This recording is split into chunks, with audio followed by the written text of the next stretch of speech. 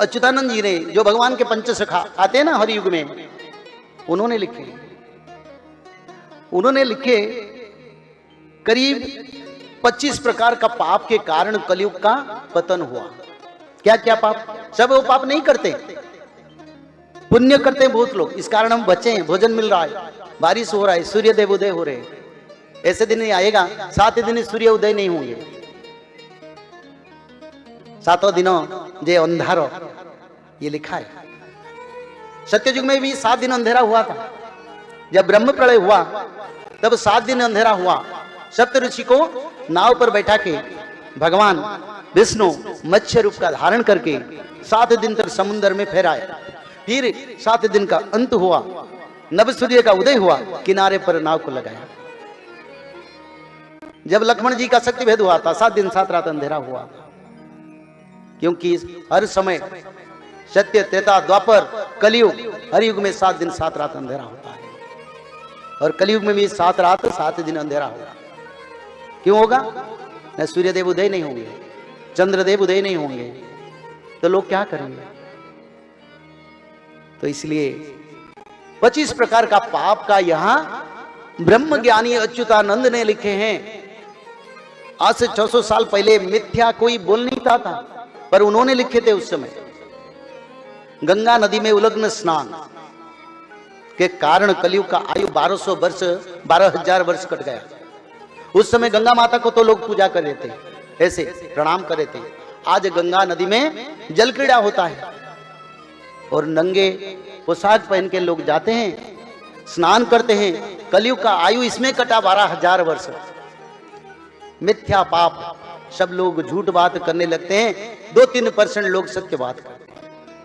5,000 वर्ष इसमें कलयुग का आयु कट गया। अच्छी तरह से ध्यान से सुनो, ताकि बहुत गुरु आते हैं ना यहाँ, तो बताएंगे, बोले हाँ गुरु ने बोले ये गलत बोले थे, पंडित जी उड़ीसा से आए थे। नहीं नहीं, हम गलत नहीं, शास्त्र हम बोलते हैं, हम अपना वाणी नहीं बोलते हैं।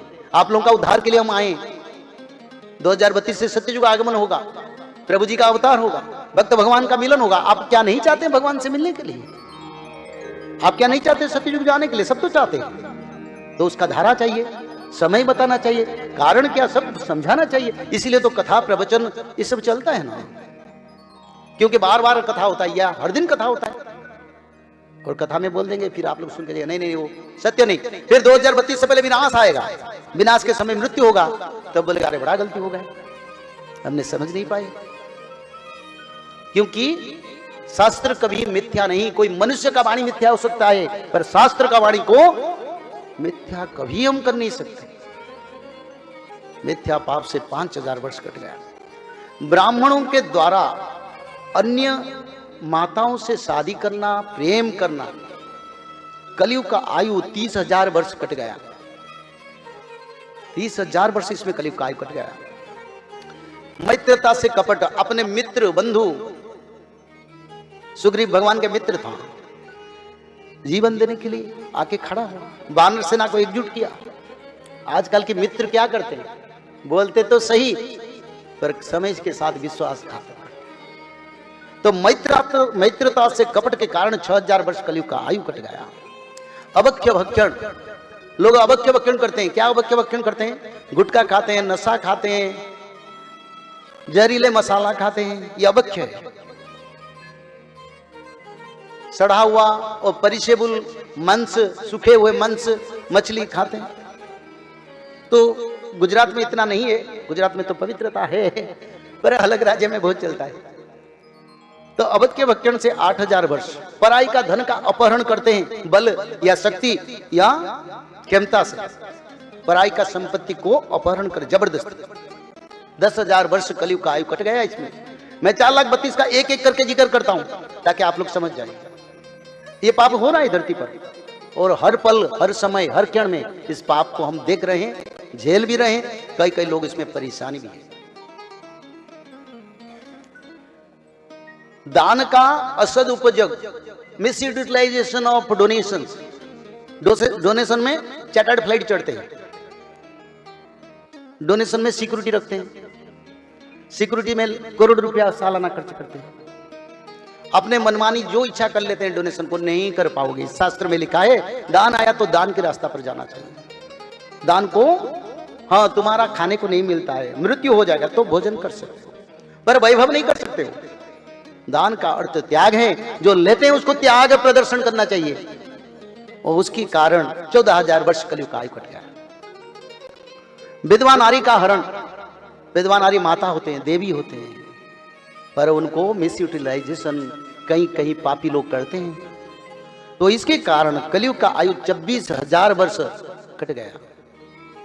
जीव हत्या होता है, माछ मछली जीवों का जंगल में कई कई जीवों को पाल के भी खाते हैं, इसके कारण 11,000 वर्ष कलयुग का आयु कट गया। जाति भेद को ना मान के, जातक कुंडली गोत्र को ना मान के शादी करने के कारण 12,000 वर्ष कलयुग का आयु कट गया। भ्रूण हत्या से 7,000 वर्ष कट गया, भ्रूण हत्या होता है। नारियों का हत्या के कारण 32,000 वर्ष कलयुग का आयु कट गया। नारियों का हत्या होता है धरती पर, यानी उनका मासूम, उनकी सरलता को लेके कहीं मनुष्य उनको जहर देके, कहीं बधु हत्या होता है, कोई जौतुक डौरी हत्या होता है, ऐसे कारण में 32,000 वर्ष कलयुग का आयु कट गया।